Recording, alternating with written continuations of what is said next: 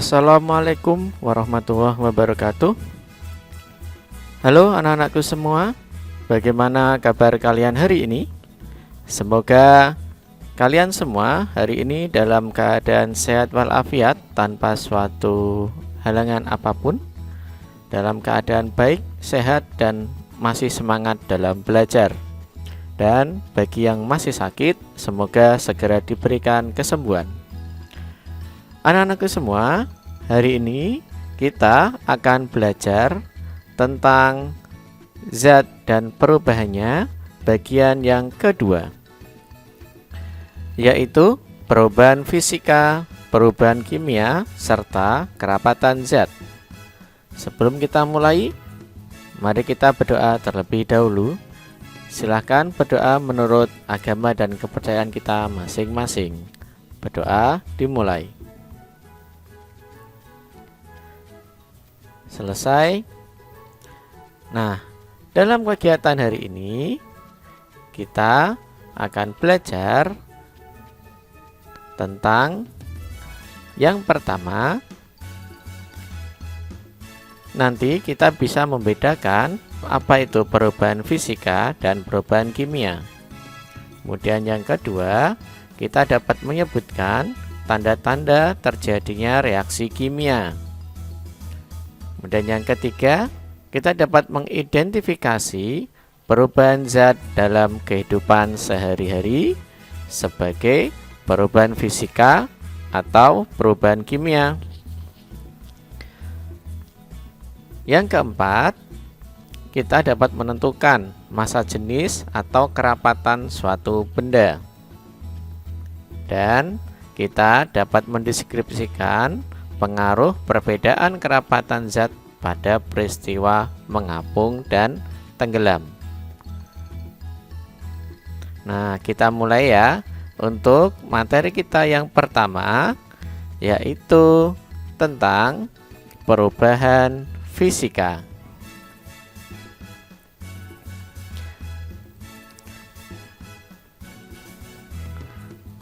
Apa itu perubahan fisika?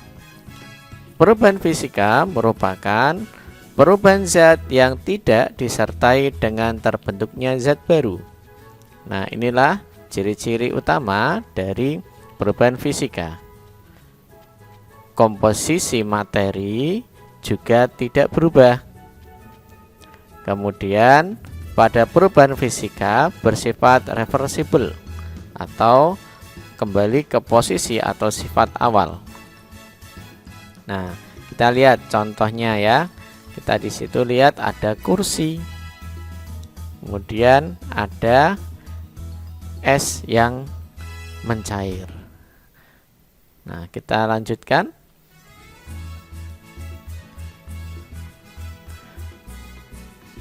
Ciri-ciri perubahan fisika. Yang pertama, pada saat terjadi perubahan fisika, maka sifat materi sebelum dan sesudah perubahan adalah sama. Jadi sifat materinya masih sama. Contoh, campuran antara air dan gula, atau kita menyebutnya larutan gula. Sifat air masih ada.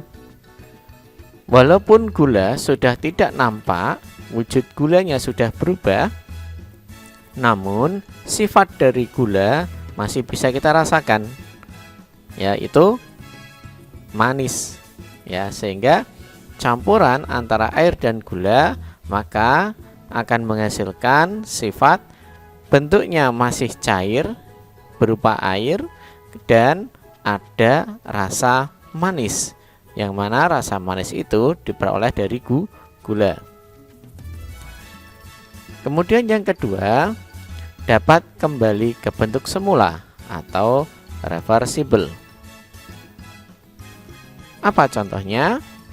Yaitu air yang membeku akan menjadi es, dan es yang mencair akan menjadi air, sehingga proses ini bisa berulang-ulang, bisa terbalik, air menjadi es atau es menjadi air. Nah, itulah salah satu sifat atau ciri dari perubahan fisika. Kemudian berikutnya perubahan kimia. Perubahan kimia merupakan perubahan zat yang menghasilkan zat baru dengan sifat kimia yang berbeda dengan zat asalnya. Nah, zat baru yang terbentuk ini disebabkan adanya perubahan komposisi. Jadi, komposisi materinya itu berbeda antara sebelum mengalami perubahan dan sesudah mengalami perubahan. Nah, perubahan itu dapat berupa penggabungan sejumlah zat atau peruraian suatu zat. Pada perubahan kimia bersifat irreversibel atau tidak dapat kembali ke komposisi atau sifat awal tanpa melalui reaksi kimia.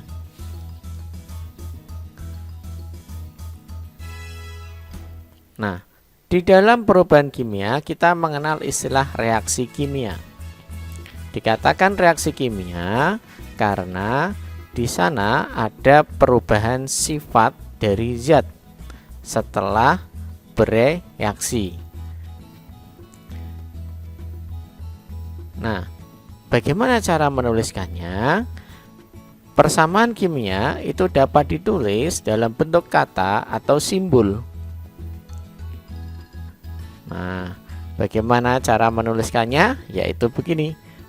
Pereaksi atau zat-zat yang akan bereaksi menghasilkan suatu produk atau hasil.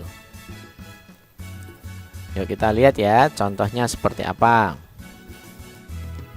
Misal, contoh reaksi kimia itu adalah reaksi antara hidrogen dengan oksigen yang kita sebut dengan nama pereaksi, ya, akan menghasilkan air. Kalau dalam bahasa kimia, dalam bahasa simbol itu 2H2 ditambah O2 menghasilkan 2H2O. Jadi air itu simbol kimianya H2O, oksigen simbol kimianya O2, hidrogen simbol kimianya H2. Nah, jika hidrogen dan oksigen ini mengalami reaksi kimia, maka akan menghasilkan air. Nah, padahal kalau kita lihat sifat hidrogen dan oksigen serta air itu sangat jauh berbeda. Nah, hidrogen itu sangat ringan, ya. Oksigen itu salah satu merupakan sumber pernafasan kita, ya, oksigen. Nah, sedangkan air kita tahu sendiri dari wujudnya saja ada yang cair, ada yang padat berupa es, ya. Kita tidak bisa bernafas dengan menggunakan air, sekalipun di dalam air itu ada oksigen, ya. Nah, di situ terlihat bahwa sifat air itu berbeda dengan hidrogen dan oksigen. Nah, inilah yang disebut dengan perubahan kimia. Kita lihat yang kedua. Natrium dan klor akan menghasilkan natrium klorida atau kita menyebutnya garam dapur. Natrium itu salah satu jenis logam. Nah, klor itu berwarna hitam gelap. Sedangkan natrium klorida itu berwarna putih bersih. Kemudian rasanya asin, ya. Sangat jauh berbeda dengan sifatnya natrium dan klor. Nah, ini juga disebut dengan nama reaksi kimia. Perubahannya dinamakan dengan nama perubahan kimia. Jadi, pada perubahan kimia intinya adalah sifat dari zat sebelum dan sesudah perubahan itu mengalami perbedaan. Bagaimana anak-anakku semua? Sudah ada gambaran tentang perbedaan perubahan fisika dan perubahan kimia? Nah, kita lanjutkan ya. Nah, berikut ini tanda-tanda terjadinya reaksi kimia. Yang pertama, ada perubahan warna. Contoh, kalian pasti pernah punya sepeda kan? Nah, kalau sepeda kalian sudah lama dipakai atau mungkin sering kena panas dan hujan, maka di sana akan muncul karat. Nah, apakah besi yang berkarat itu sama dengan besi atau sebelum berkarat? Nah, ternyata itu berbeda anak-anakku semua. Besi yang berkarat dia sudah mengalami perubahan kimia karena sudah mengalami reaksi kimia.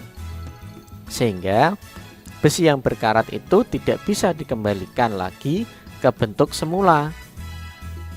Loh Pak, kalau sepeda saya berkarat, saya kasih amplas saja Pak. Kan nanti kalau diamplas sepedanya akan kembali baru lagi. Nah, ternyata itu berbeda anak-anakku semua ya. Kalau besi berkarat itu kita amplas, maka sebenarnya kita membuang permukaan dari besi yang berkarat itu. Hanya membuang saja. Sehingga lama-kelamaan besi atau sepeda kita akan menjadi semakin tipis. Begitu. Ya, jadi bukan menghilangkan karat sebenarnya, tapi melepaskan besi yang berkarat dengan besi yang belum berkarat. Kalau saya cat Pak, nah, kan juga mengalami perubahan warna. Apakah itu juga perubahan kimia? Nah, kalau cat yang ditempelkan pada besi itu termasuk perubahan fisika. Mengapa? Karena sifat cat dan sifat besi masih sama. Contohnya, kalau kita mengecat sepeda ya, kemudian kita mau ganti warna ini, diamplas saja warnanya, ya kan? Catnya kita amplas, kita buang. Nah, kemudian kita kasih warna yang lain, ya kan gitu. Jadi bisa dipisahkan antara cat dengan besi. Nah, sehingga mengecat besi itu termasuk perubahan fisika, tetapi besi yang berkarat itu termasuk perubahan kimia. Nah, berikutnya terbentuknya gas. Anak-anakku semua, pernahkah kalian mendengar kata-kata karbit? Nah, kalau kalian pernah melihat orang jualan itu balon yang bisa terbang itu ya, nah atau mungkin tukang las yang menggunakan las karbit, nah di situ ada istilah karbit. Kalau mungkin kalian pernah menggunakan meriam bumbung, ya meriam dari bambu itu, nah itu juga bisa diisi dengan karbit. Nah, karbit ini sangat unik anak-anakku semua ya. Ternyata karbit itu ketika direaksikan dengan air, dia bisa menghasilkan gas. Dan gas ini nanti jika kena api itu dia bisa meletup. Nah, kemudian terbentuknya endapan. Yaitu apa? Ketika kita meniup air kapur, maka akan menghasilkan endapan CaCO3. Kemudian yang keempat, yaitu ada perubahan energi. Biasanya perubahan energi ini ditandai dengan naiknya suhu, perubahan suhu, ya suhunya naik atau suhunya turun menjadi lebih panas atau lebih dingin. Nah, air dan karbit itu kalau dia direaksikan maka akan menghasilkan suhu panas atau suhunya akan naik ya. Ada perubahan energi. Nah, selanjutnya perbedaan perubahan fisika dan kimia. Tentunya tadi kalian sudah mengenal apa itu perbedaan fisika dan perubahan fisika dan perubahan kimia. Nah, mari kita bedakan ya. Perubahan fisika dan perubahan kimia. Perbedaan yang pertama yaitu dari segi definisi atau pengertian. Perubahan fisika dan perubahan kimia. Perbedaannya yang pertama, pada perubahan fisika hanya mengubah bentuk materi, tetapi tidak mengubah komposisi kimia materi tersebut. Ya, tadi sudah disampaikan ya contohnya. Kemudian kalau pada perubahan kimia bagaimana? Ya, perubahan yang mengubah komposisi kimia dari materi tersebut. Jadi komposisi kimianya berubah. Bisa jadi bentuknya tidak berubah, tapi sifatnya sudah berubah. Yang kedua yaitu sifat. Pada perubahan fisika bersifat reversible atau dapat dikembalikan pada keadaan sebelumnya atau dibalikkan perubahannya. Contohnya tadi ya, air menjadi es, es menjadi air. Kemudian pada perubahan kimia bersifat irreversible atau tidak dapat dikembalikan karena komposisi materinya telah berubah. Contohnya tadi ya, kalau besi sudah berkarat apakah bisa menjadi besi utuh lagi? Nah, tentunya tidak bisa ya. Ya. Kemudian yang ketiga yaitu prosesnya. Nah, pada perubahan fisika itu terjadi proses perubahan juga, tetapi proses perubahannya hanya sebatas pada pemadatan, pengembunan, pemanasan, pendinginan, perubahan wujud zat. Zat padat menjadi cair, cair menjadi gas, gas menjadi padat dan sebagainya. Nah, tetapi di sana tidak ada perubahan sifat. Contohnya es menjadi air, air dipanaskan menguap menjadi uap air. Di sana tidak ada, walaupun mengalami perubahan secara fisik, tetapi dia tidak mengalami perubahan secara kimiawi, sehingga disebut sebagai perubahan fisika. Nah, perubahan fisika ini juga mencangkup pada perubahan tekstur dari kasar menjadi halus. Misalkan ada kayu, kemudian diamplas, kayunya menjadi halus. Nah, di sana tidak ada perubahan kimia, adanya adalah perubahan fisika. Massa jenis zat, nanti akan kita bahas setelah ini ya. Kemudian berikutnya kelarutan, massa, volume, dan sifat lunak suatu materi tanpa mengubahnya menjadi zat baru. Kata-kata kuncinya ketika kita bicara perubahan fisika adalah tidak mengubah menjadi zat baru atau tidak mengalami perubahan sifat. Nah, kemudian pada perubahan kimia di sana mengalami proses pelepasan atau penyerapan energi. Nah, sehingga bisa menghasilkan bau, warna, gas ataupun gelembung. Nah, kata kunci dari perubahan kimia yaitu terbentuknya zat jenis baru atau terbentuknya zat yang memiliki sifat berbeda dengan penyusun awalnya.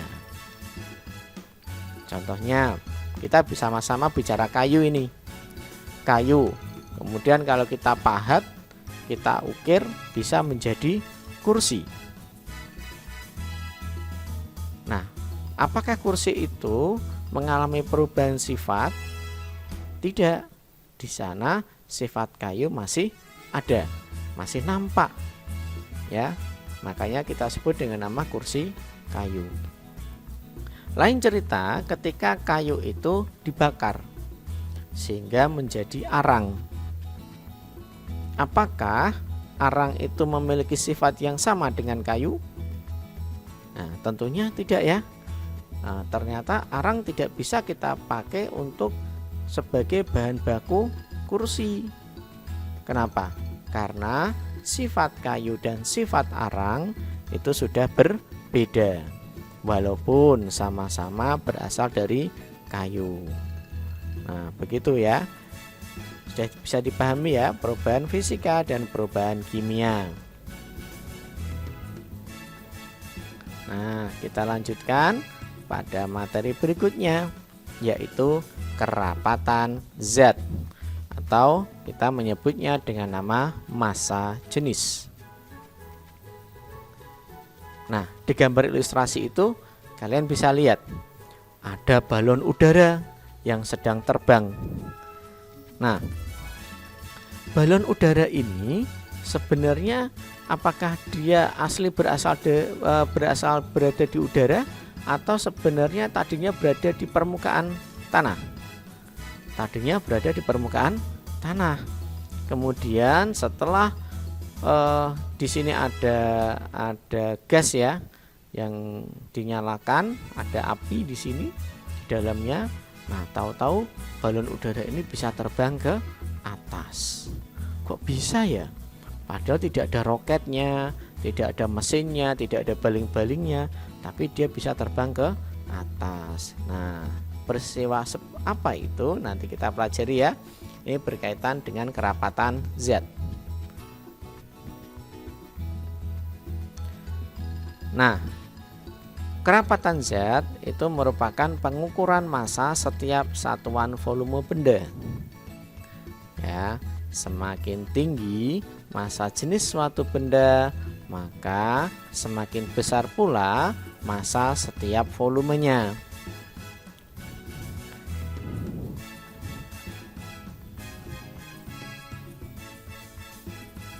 Nah, coba sekarang kita belajar ya memahami makna dari kerapatan zat.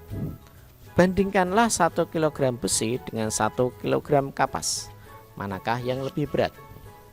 Kira-kira anak-anakku semua, dari besi dan kapas itu kalau sama-sama 1 kg, maka lebih berat mana? Kalau menurut kalian? Wah, lebih berat besi, Pak. Kan besi itu berat, Pak. Kapas itu kan ringan. Ya. Nah, dalam konsep kerapatan zat ya, kalau dalam konsep massa yang namanya 1 kg itu ya sama. Mau 1 kg besi, mau 1 kg kapas, mau 1 kg air, mau 1 kg minyak, kalau judulnya adalah 1 kg itu sama. Karena 1 kg itu menunjuk pada massa suatu benda. Nah, sehingga mana yang lebih berat? Ya sama. Karena apa? Sama-sama 1 kg. Nah, tapi kalau bicara volumenya atau istilahnya ukurannya, kira-kira kalian membawa 1 kg besi dengan membawa 1 kg kapas, itu ukurannya besar mana? Jauh lebih besar membawa 1 kg kapas. Kan begitu? Nah, di sini terlihat konsep dari kerapatan zat. Ya.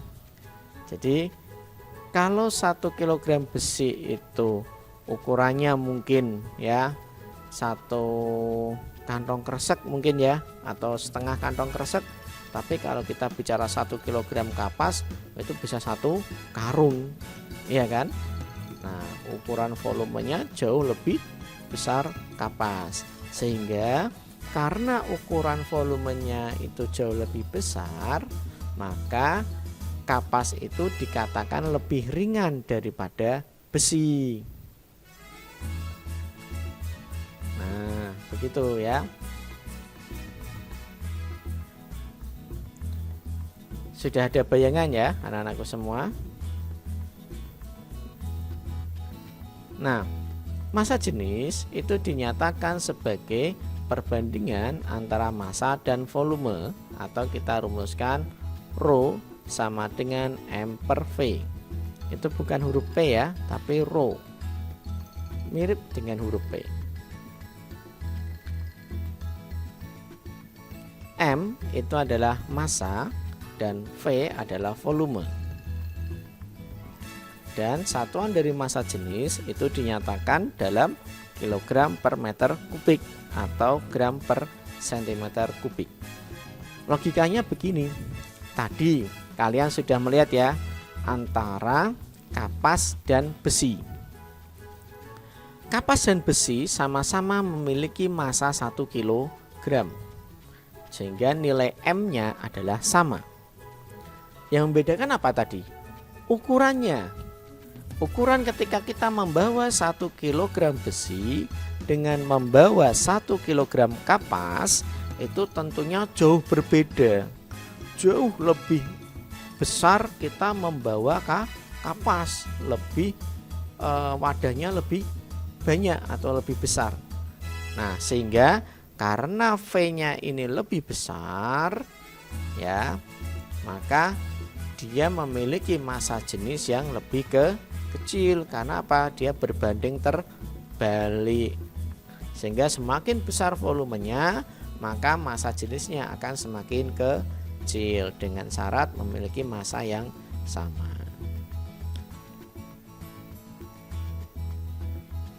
Bagaimana? Sudah ada gambaran anak-anakku semua? Nah, coba ya kita coba pelajari contoh berikut ini. Tentukanlah massa jenis dari objek berikut ini.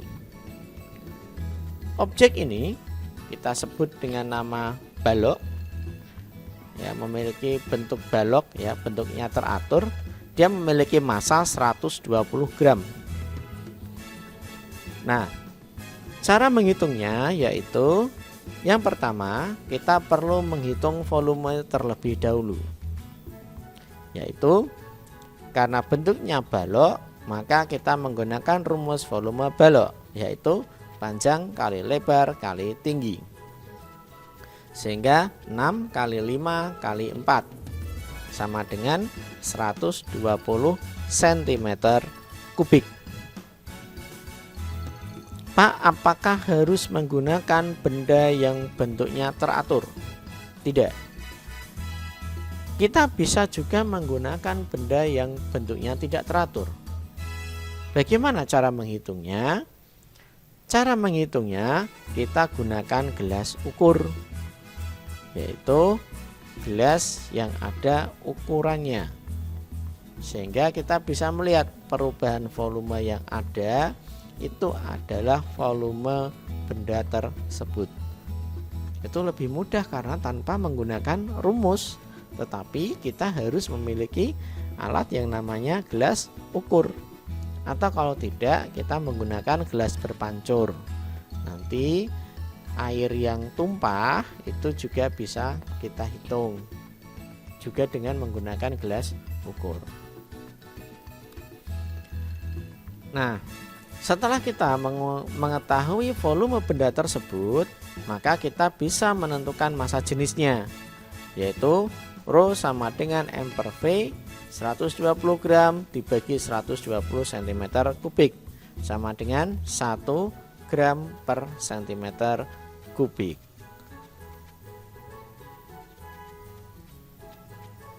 Nah, sekarang kita menuju konsep mengapung dan tenggelam. Benda yang memiliki massa jenis kurang dari massa jenis cairan di sekelilingnya akan mengapung. Artinya apa, anak-anakku semua? Benda, jika ada interaksi antara benda ya, baik itu benda padat maupun benda antara benda padat dengan benda cair ataupun benda cair dengan benda cair, maka bisa terjadi peristiwa mengapung dan tenggelam. Tergantung dari apa? Massa jenis benda tersebut. Jika benda itu memiliki massa jenis yang lebih kecil ya dari zat cair yang ada di sana, maka benda itu akan terapung. Kalau lebih besar, maka benda tersebut akan tenggelam. Sehingga dengan kata lain, massa jenis benda jika lebih besar dari massa jenis cairan, maka benda tersebut dikatakan tenggelam. Dan jika massa jenis benda kurang dari massa jenis cairan, maka benda tersebut akan terapung atau mengapung.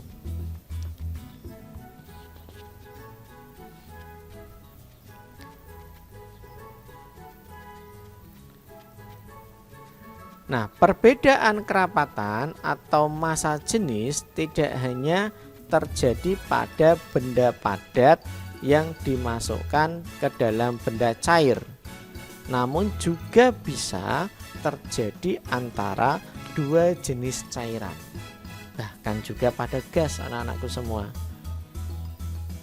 Nah, cuman untuk pada gas itu agak sulit untuk diamati. Mengapa? Karena gas itu, kebanyakan gas itu adalah memiliki wujud yang tidak nampak, begitu ya. Tetapi kita bisa melihat dari segi efeknya atau hasilnya ya. Contoh, pada campuran antara air dan minyak goreng ya, tentunya kalian pernah ya, kalau pas saat itu kalian punya wadah yang mana wadah itu terkontaminasi dengan minyak goreng, kemudian kalian diberi air, maka di bagian atas air itu seperti ada minyaknya. Ya, itu bukan seperti lagi, memang itu adalah minyak. Kenapa? Karena minyak itu memiliki massa jenis yang lebih kecil daripada air, anak-anakku semua. Ya, memiliki massa jenis yang lebih kecil dari air, sehingga minyak itu akan terapung di atas air. Ya, anak-anakku semua, perlu kalian ketahui, yang namanya air itu memiliki massa yang cukup besar, bisa dikatakan sangat besar malah. Kenapa? Karena air itu ya, air murni ya pada suhu 4 derajat Celcius, dia jika berada pada wadah atau tempat yang memiliki ukuran panjang 1 meter, lebar 1 meter, dan tinggi 1 meter, atau kita sebut dengan nama volume 1 meter kubik ya, itu air memiliki massa sebesar 1000 kg, anak-anakku semua. Nah, bisa dibayangkan ya, 1000 kg itu setara dengan 1 ton ya. Artinya jika kalian punya kamar mandi atau bak mandi, silakan diukur. Jika panjangnya 1 meter, lebarnya 1 meter, dan tingginya 1 meter ya, kemudian diisi air sampai penuh atau sampai seukuran itu, maka kalau air itu ditimbang itu setara dengan 1 ton kilogram, 1 ton ya, atau 1000 kilogram. Begitu. Jadi air itu sangat memiliki massa jenis yang sangat besar sebenarnya. Nah, tapi ada benda-benda yang memiliki massa jenis lebih besar lagi dari air. Contohnya apa? Benda yang tenggelam di dalam air. Ada besi, ada batu, ya.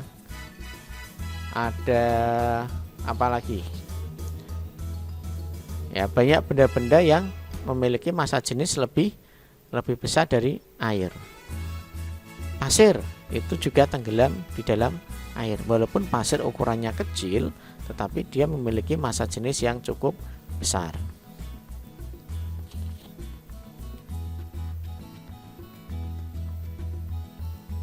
Nah, yuk kita belajar tentang peristiwa ini. Kalian lihat ada gambar apa di sana? Ada kapal. Iya, anak-anakku semua, pernahkah kalian melihat kapal? Oh, tentunya sudah pernah ya. Nah, jika belum pernah, kalian bisa lihat bermain ke pantai. Nanti di sana ada kapal yang sedang berlayar. Kemudian, pernahkah kalian mengetahui kapal itu terbuat dari bahan apa ya? Apakah terbuat dari plastik? Kayaknya tidak ya. Kapal besar itu dia terbuat dari logam. Padahal jenis logam yang digunakan untuk membuat kapal itu termasuk jenis logam yang tenggelam ketika berada di air atau memiliki massa jenis lebih besar daripada air. Terus, mengapa kapal bisa terapung? Kira-kira apa jawabannya? Ada yang bisa? Nah, silakan dipikirkan sebentar. Yuk, mengapa ya kapal bisa terapung? Nah, anak-anakku semua, kapal itu bisa terapung karena kapal memiliki bentuk. Ya, walaupun kapal itu terbuat dari besi atau logam yang tenggelam ketika berada di air, tetapi karena bentuk kapal itulah yang membuat kapal bisa terapung. Kok bisa ya? Ya, kapal bisa terapung karena kapal memiliki bentuk khusus, yaitu apa? Di dalam kapal itu banyak rongga-rongga yang terisi oleh udara. Rongga-rongga kosong yang tidak diisi oleh air, tidak diisi oleh material besi atau logam lainnya. Kemudian pada bagian rongga-rongga itu, di bagian bawahnya tidak boleh ada yang bocor atau berlubang. Tentunya kalian pernah mendengar ya, kapal itu bisa tenggelam. Mengapa kapal tenggelam? Karena apa? Penyebab utamanya yaitu karena kapal itu bocor di bagian bawahnya. Nah, karena bocor atau ada lubang sehingga menyebabkan air masuk ke dalam kapal. Nah, masuknya air ke dalam kapal itu menyebabkan terjadinya perubahan massa jenis pada kapal. Ya. Intinya adalah kapal itu bisa terapung karena menggunakan konsep massa jenis atau kerapatan zat. Yaitu kapal memiliki massa jenis yang lebih kecil daripada air, sehingga kapal bisa terapung. Sehingga kapal itu memiliki muatan maksimal. Tidak bisa kapal diisi muatan yang berlebih. Kenapa? Karena kalau muatannya berlebih, maka massa jenis kapal akan berubah menjadi lebih besar daripada massa jenis air. Jika itu terjadi, maka kapal akan tenggelam. Nah, itulah mengapa kita bisa menyaksikan kapal itu bisa terapung walaupun terbuat dari material yang lebih berat ya, lebih berat daripada air, yang memiliki massa jenis lebih besar daripada air, tetapi dia bisa terapung karena kapal dibuat dengan desain khusus. Nah, bagaimana anak-anakku semua pelajaran kita hari ini? Semoga kalian bisa memahami materi kita hari ini dengan baik. Ya, hari ini kita telah belajar mengenai wujud zat dan perubahannya, yaitu materi perubahan fisika dan kimia serta kerapatan zat. Nah, demikianlah materi wujud zat dan perubahannya bagian yang kedua, dan sampai jumpa di materi berikutnya. Terima kasih. Wassalamualaikum warahmatullahi wabarakatuh.